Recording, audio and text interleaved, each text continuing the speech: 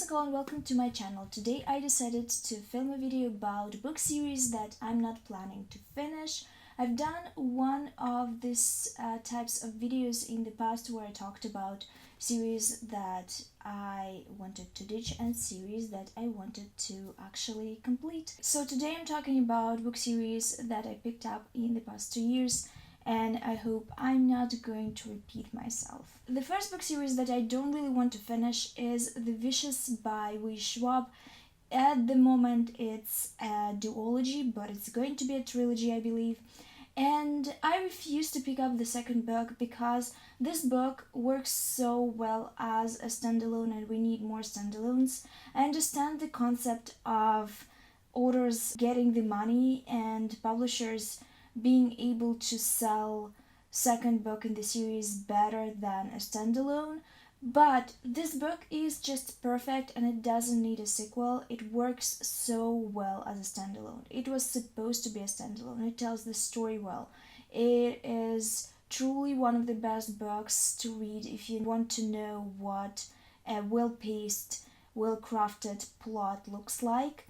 It also has fantastic characters. I truly think that it's one of the best V.E Schwab's works to the day, and everyone needs to read it. But I feel so resentful about the second book. It feels like a money grab, and V.E Schwab has so many fantastic ideas that she shares on Twitter and that I want to see as books at some point, and she has to spend her time writing sequels to books that don't need sequels. Maybe she feels another way about it. Maybe she feels like she needs a sequel and she has some stories to tell in this universe.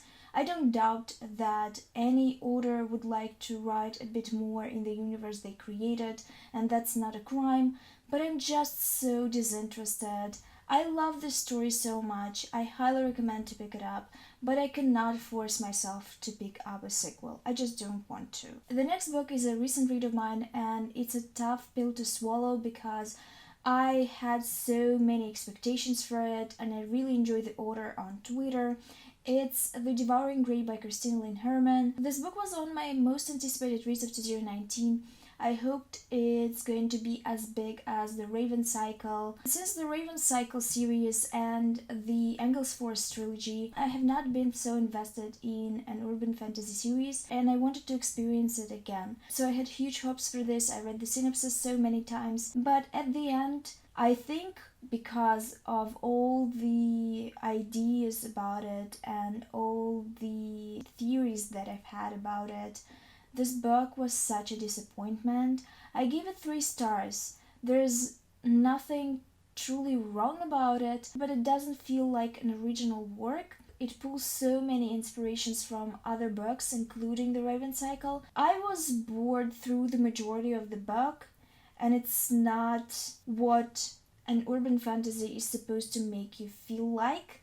It's normal to feel bored when you're reading a historical fiction book because history is dense, and the sense of slight boredom is normal. I'm saying that not as a person who doesn't like historical fiction. I love historical fiction, and it is a little bit dense. But when it comes to urban fantasy, it's supposed to be really exciting. That's why I love the genre. That's why it's one of my favorites. The Raven Cycle is a bit of an outlier when it comes to urban fantasy, but it still hits a lot of major points of the genre. This book, I feel like, is going to be a better experience for people that have not read the Raven Cycle, but because it is marketed for people that like the Raven Cycle, I don't believe that a lot of those who have not read it are going to pick it up. So I decided I'm not going to continue with the series. I'm not interested in any of the characters. I'm not interested in the plot. And it was quite a disappointment, even though I gave it 3 stars, because I was sure I'm going to give it 5. The next book is Small Spaces by Katherine Arden. It's the first book in a middle grade series, which I believed at first is a standalone again. When I'm picking up standalones, I expect them to be just that, standalones. I don't want to read a series when I pick up a standalone, and it unnerves me when the publisher suddenly announces that a standalone that I picked up for the reason that it is a standalone, that I won't have to get back to it and I could just wrap up the story, suddenly becomes a series. Maybe I'm the only person who is that particular about these types of things, but I am, and I cannot do anything about it, or I just don't want to do anything about it. I'm happy for the authors that get more book deals. I'm just not interested personally. It is a middle grade series too, and I am not a big reader of middle grade. I do enjoy it sometimes when I want to pick up something adventurous. I really liked it. It's a Halloweenish read.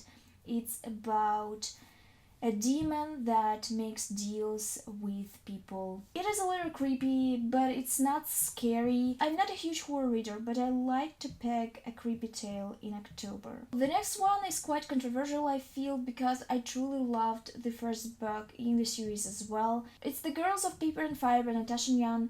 There is a book review that I filmed for it, and you can check it out. I really liked the book. I loved the world, but I don't see what it has to offer in terms of a series. We have ended on a note that I didn't like. I felt like it was quite cheesy and done in the last moment, and I am not a huge fan of that trope. In general, we've seen it in the movies and it always felt like a money grab, so I don't see how it is better in a book form. I highly recommend to pick up the first book. Maybe you will be interested in the sequel. I personally am not that interested. Uprooted by Naomi Novik is a fantasy series that you would expect to see here if you watched my No Disclaimers book tag that I filmed recently. I mentioned it in that video as well. Uprooted is one of those books that brings out very polar reactions in people. I'm in the negative camp. I hated everything about it. I hated the relationships between the protagonist and her love interest. I hated the setting. I hated the way things were described, the pacing. The only thing that I liked was the friendship between Agnieszka, the protagonist, and her friend, but it was such a tiny part of the novel, and people made me believe that it's such a huge part of the story when I watched all the reviews. It is such a huge trend and a huge issue in my opinion that many booktubers take something tiny and overblow it, and then you expect it to have a major importance in the books. I often see it with queer storylines, with feminist storylines, and it's stupid because it gives a person that is watching you a false expectation. I just really hated this book. I can't tell that Naomi Novik can't write. Technically she's a good writer, and I know that she had written larger series and people really love it. They're pretty old at this point, something about dragons, but this one is such a turn off for me. It made me so uncomfortable. It truly read like Snape Hermione fanfiction, which is something that exists on the internet and wants me to rip my eyes out. It made me feel bad, and the worst part about it is how people try to spin it into a feminist fairy tale, and I'm like, where the feminist is coming into the picture, because all I've seen is the dragon rubbing himself on Agnieszka and telling her off and cleaning her dress and telling her she looks ugly in her clothes, and I can't. I truly can't. A lot of the people said that the second book is better. I truly don't even know if it's a retelling of a different fairy tale or if it follows the same characters, and I don't care. I don't want to pick it up. I have a series, well, there's only one video in a series called Russian Reading, because I'm Russian, and in it I've reviewed the Grisha trilogy from a Russian standpoint and talked about all the references that 𝕊𝕆𝕆𝕂𝕊 made in the books, and people seem to really like it. That's why I wanted to read Uprooted and then read the second book, but I hated it so much I cannot even bring myself to make this video. If you know any books, fantasy series or not, that take inspiration from Russian folklore or Russian history, tell me in the comments down below, because I'd be interested to read them and review them through the lens of my experience. The next series is truly Devious series by Maureen Johnson. I also had huge expectations for this book. It promised me the secret history level of intensity, and I loved that book. And not that this book was terrible, it just wasn't what I wanted.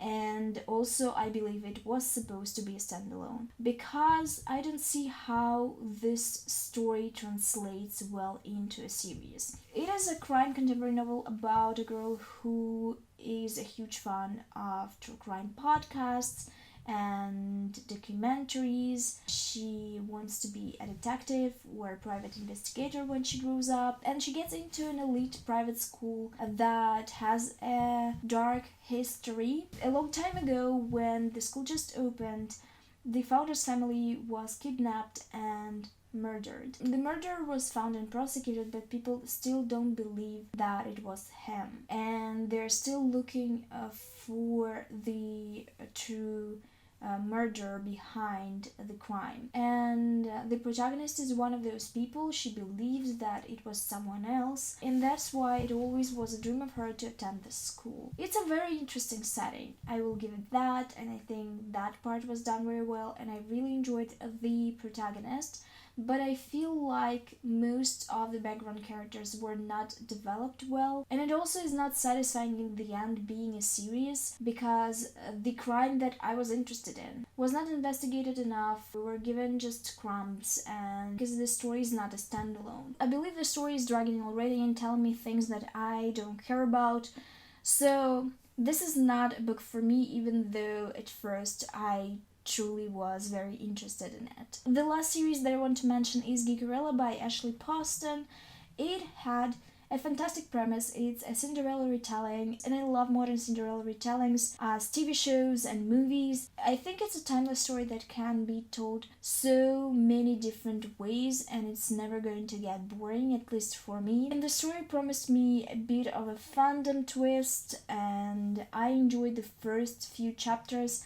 But as we went further, I got bored with it. I don't know if I just did not felt Ashley Poston's writing, or I was just disinterested in the characters. The experience of reading this book was so excruciatingly boring for me that I had to force myself to read it till the end. I know that the third book in the series is going to have a queer couple. It's an FF romance, and even that doesn't make me want to pick up the sequels, which is usually not the case. If I know there's going to be a queer romance, I usually am very excited and I pick the book up. I'm never going to tell you to not pick a queer romance though. You should pick up this book because nothing is wrong with it. I just didn't like the writing or wasn't particularly into the story, but it is maybe the case of specifically me. These are all the series that I'm not planning to continue. In the comments down below, tell me about recent series that you've started that you didn't like that much, or that you're not planning to finish either. Thank you for watching this video. Give it a like to let me know that you enjoyed it, and follow this channel if you're not following already to see more of my content. Hopefully I'll see you soon with a next video, but until then, bye.